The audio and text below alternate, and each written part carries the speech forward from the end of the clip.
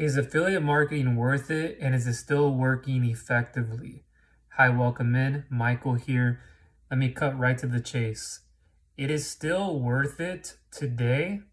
However, with our current economy, inflation, practices, so many external and internal reasons in our dialogue and what it's speaking to us, our beliefs, our self-confidence, our certainty level, our fears, our home and business expenses continuing to rise, and just seeing everything out there, we are becoming less attracted to and more disassociated.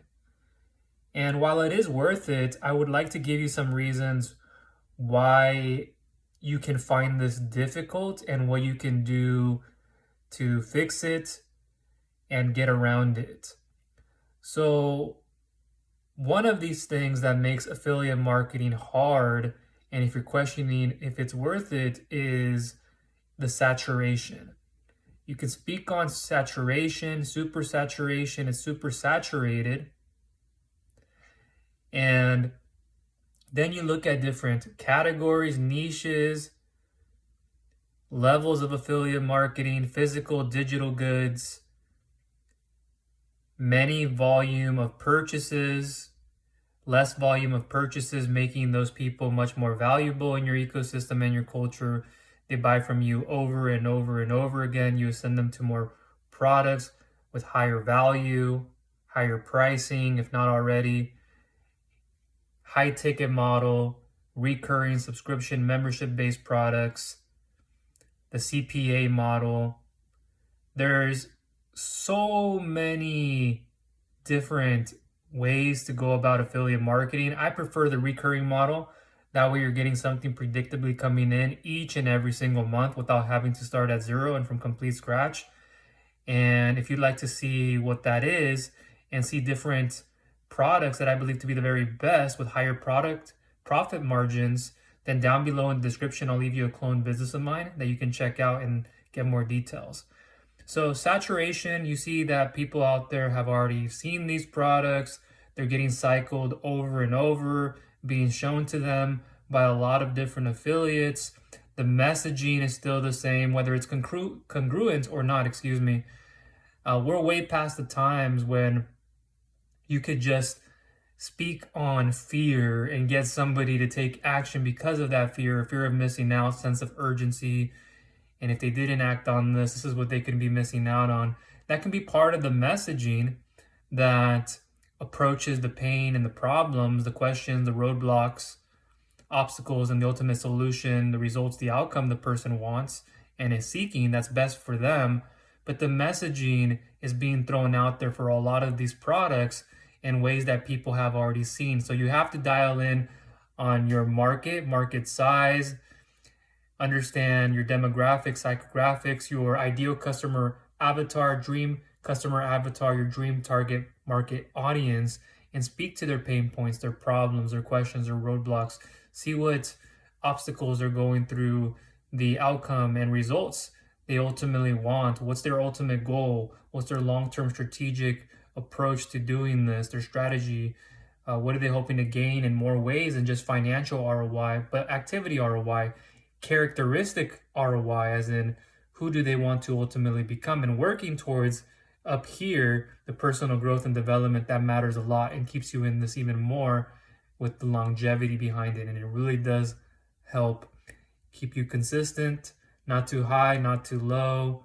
You continue to build and go forward.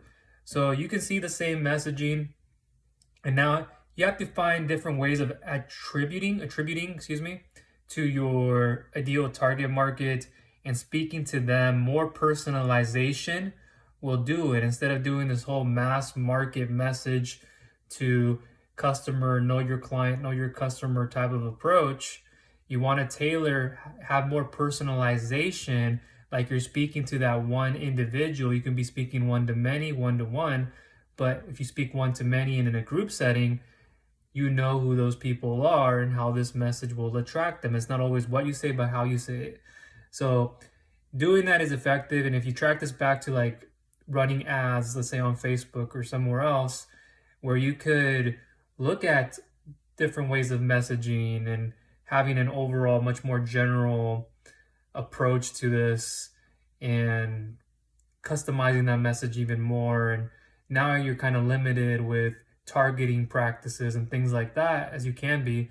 And now you have to dial in a little bit more on your messaging with direct response and understanding how that person will respond, will they click through, and all these things. So even with saturation, you can still get involved with it. It's not the thing that should detract you and push you away. It's a healthy sign if there's saturation. It shows that there is product market fit, there are viable solutions, there's differentiation within products, but it's not enough just to look at the features and benefits of these products, the future pacing and what it would feel like and helping people at that point.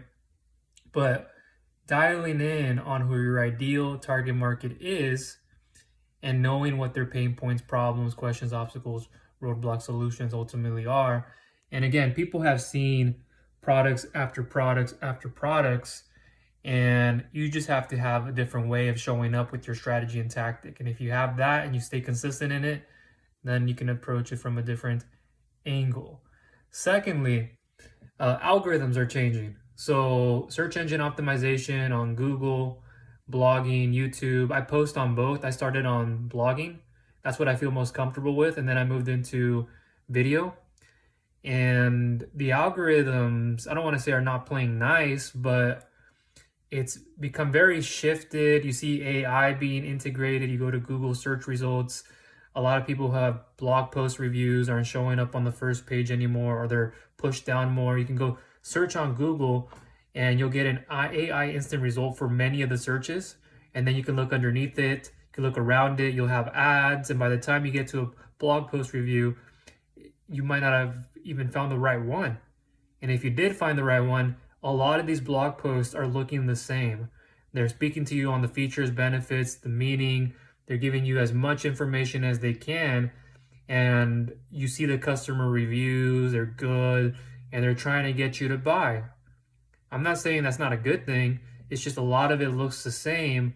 What is separating you apart from someone else? And a lot of that has to do with your story, your unique proposition, your value, what you stand for. You have to mention, how has this helped you? How will it help you?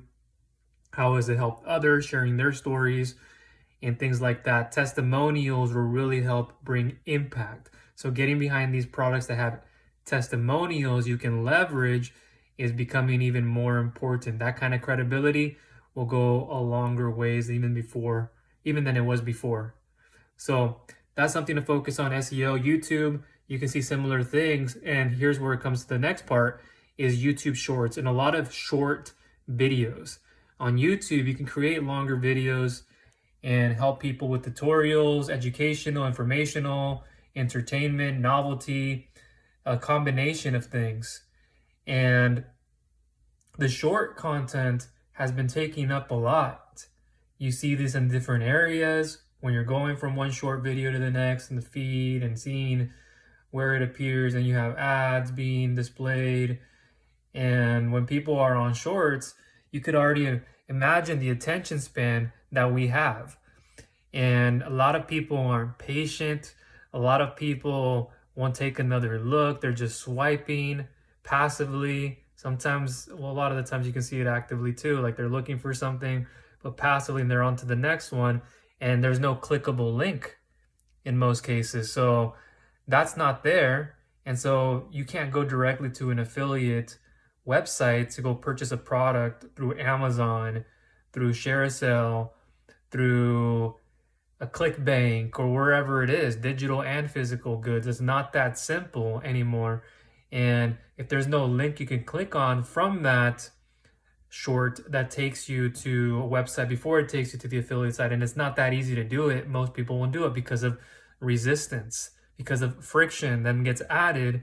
And that's a little bit of effort that somebody has to take just to get to where they need to get to.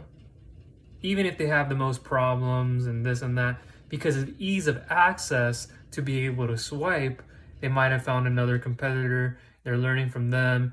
There's just so much that can go on. And because it's not clickable, If it's a related video you can go to, you can. If it's on another platform, social media, Instagram, TikTok, or wherever else, it's not easily accessible through a link. Maybe it's an on the platform type of thing where you can make a purchase, but if that's not what you're promoting, shorts have really short and even more attention spans. People have become much more programmed and aware of shorts. The messaging in these shorts, not all the value they're getting, but they stick to them and they watch them a lot. And if that video can lead into a longer video, great. If it can lead into your website and things like that, people can naturally by themselves do it. But you're also seeing that you have to give more people calls to action or give them a call to action. Make sure you do click the link.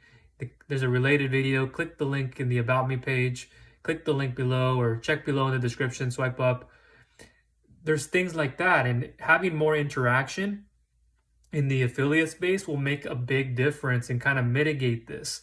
So yes, you can see a lot of people watching short video content than even long form video content, where that long form could be much more educational and more informative. But will they even get to that? Will they find you through a short to get to that? And when will they watch that?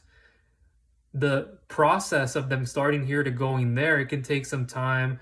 So it forces you to become even more interactive and add more personalization. And so that's why groups like on Facebook, school, having a community is going to help you a lot, because then you have that more closer and even closed, intimate relationship and interaction with one person or with one to many. You do lives in that group that'll really help you in your niche and becoming an authority, and doing things like that will go a long ways. Text messaging, a call, not that I'm saying you have to, but if it adds an extra touch point and if it is needed for the right person, okay. You see instant messaging being used more, chat, Facebook, DM. I'm constantly in my Facebook chat and in my Instagram chat and in other channels where I'm keeping up to date with people, and they'd rather prefer using those channels because they're on them a lot.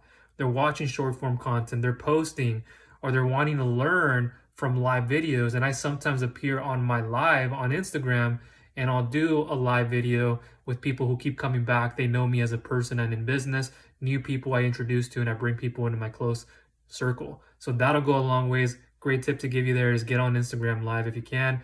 Get on that. It'll make a difference. At least it has for me. Depends on your content, depends on your angle of approach, and you want to build it. It's very helpful. And I'm not best on video. I get so uncomfortable, but it helps people. If it's going to help people and I'm on a mission to help people in many ways, then it's my duty to help them. And I have a message to get to them that could help them and alleviate what they're going through, not go to the wrong source and things like that. So short form video content, I can say a lot more on it, but you're starting to see more people pick up on that. Another thing that I didn't mention, saturation. When I spoke about saturation, I also mean it in terms of like there's more affiliates that know what to do, but they don't do it. And then another thing is the barrier to entry isn't high. So more people know about affiliate marketing than ever. Look at what happened with COVID. More people were at home, people were learning. Now they're looking for other ways of adding an additional source of income. They're turning to these make money online methods. They're getting different messaging. They're learning about affiliate marketing. So more people know about affiliate marketing more than ever. Another thing, you're dealing with trust and relationships, trust and honesty. A lot of people don't give that easily, and I don't. I'm an introvert. I'm very analytical, cerebral, meticulous, more the calculating type, ethical in what I do as a person put together. Loyalty, I'm very humble, people will say, very trustworthy, responsible, disciplined, punctual, etc. More people are not giving trust easily because look at where we are at. Pricing, people, things going all over the place, people losing out on opportunities, losing faith, confidence was never there. They need to build, and blocks are trying to jump from one thing to the next. People are trying to jump from one step to the next without building the foundational blocks. They may know what they are, but they don't do them or do enough of them or don't know it at all. And so they're trying to jump from one big leap of a rock to another rock, like a frog is trying to jump in the air and make it so far as they can. So you have to account for that, the human error, the human mistakes, even more than ever. And trust is not easily given. I for sure am not one who gives trust easily because I don't trust most people. When people say something, will they do it? I'm not about talking, I'm about doing. So I don't even tell people what I'm going to do, I do it. I'm not going to say it out loud. I can think of it, but I know I'm going to do it. I don't trick myself because I hold myself accountable and responsible. Nobody has to hold me that way because I can look for what I need to and I'll get it done. And that's what you want to do more of. You're having to become more of a researcher of things with so much information and having to double check things. That's what people are doing, more double checking. They're seeing the same products, new products being introduced into the market, same messaging with these products. Are they legit? Are they not? If they're legit, will I fall into something that I've done already in the past? Or I don't want to fall into something that won't work and I'm going to waste my time. So they're researching even more and more. And trust has become so much harder to get and hard as well to give. And there's many ways you can communicate with somebody to build trust. And you want to build trust not just by the product, features, benefits, the pricing, the value, the offering, the unique selling proposition of the product, the branding of the business. You have to begin with you. You have to begin with who you are as a person. Why you? Why should I gravitate to you? Who are you? Why is it that I should come to you? And I've shared with people time and time again, even those who have been around me for long enough, that I can do the what, the how. The knowledge isn't so much of my concern, and I'm always growing. My messaging is usually around who I am as a person. And that goes back to my story. When I was in a financial logistics position for a huge contracting company servicing HP and others in the vicinity, you may have heard. And I was underpaid, undervalued, immensely underappreciated. I was doing a lot hard work up here and lifting media boxes, data, budgeting, inventory management control, supply chain stuff, shipping and receiving, the truckers, a lot of stuff. And there's a transition. Eventually 50 plus people were relieved. Unfortunately, I was one of them. I had to go back on food stamp cards and unemployment benefits.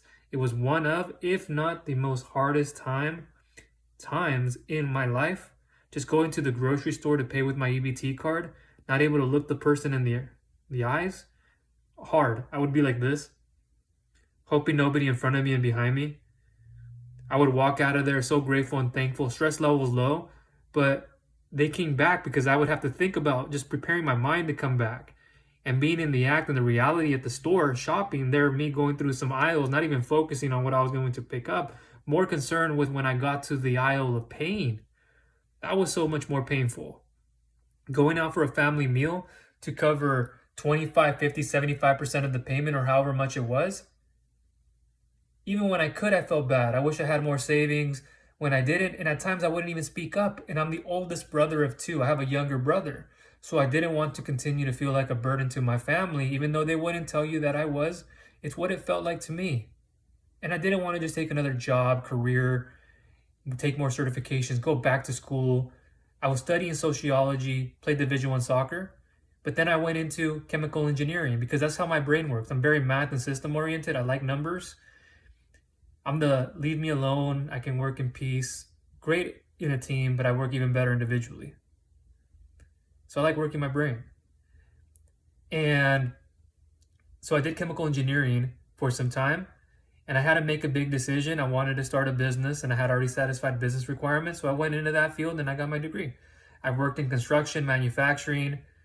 I've been in warehousing, a ramp agent, courier role, financial logistics. And so not everything in life is linear. And I'm so happy because I learned from these roles: production, manufacturing, getting my hands in machines, working in the blueprint room, going in the construction field, driving manual trucks, camera trucks, getting to the job site, manhole sewer, doing quite a bit. A lot of this in my younger age. And it taught me a lot. And I've had a lot of young wisdom at my age and knowledge and adversity that I've had to break through. I have a Salvadorian, Mexican American background. I grew up in Orange County, California, and I moved to Washington State in 2003. And it's great over here. I love it here. Different weather. It's bipolar, but I've gotten used to it. Some days you have it being sunny, and then in a split second, it gets cold, foggy, then you see rain, the rain goes away after 5 minutes or a couple of hours, starts to rain hard. I can do with that.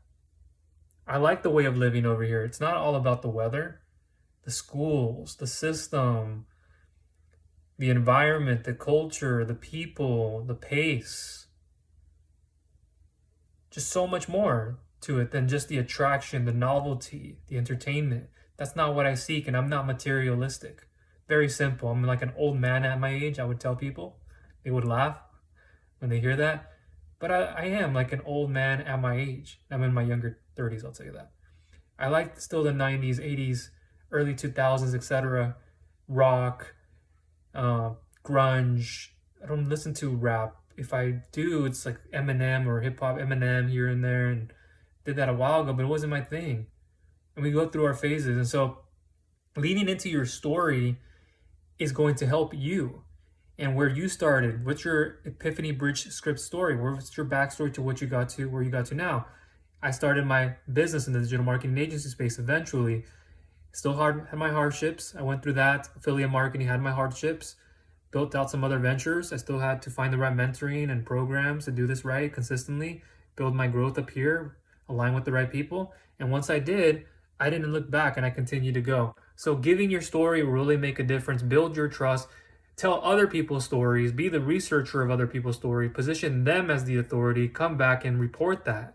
There's more things you can do to build trust, but resonating, understanding, having empathy. And it's not about your product. It's about you that people buy into. You're the person. You're the product. And there's more ways to build trust. I won't spend all that time today on this. But there's books out there that I recommend. And shameless plug, you can say, one of them being The Language of Trust. And I have it right here.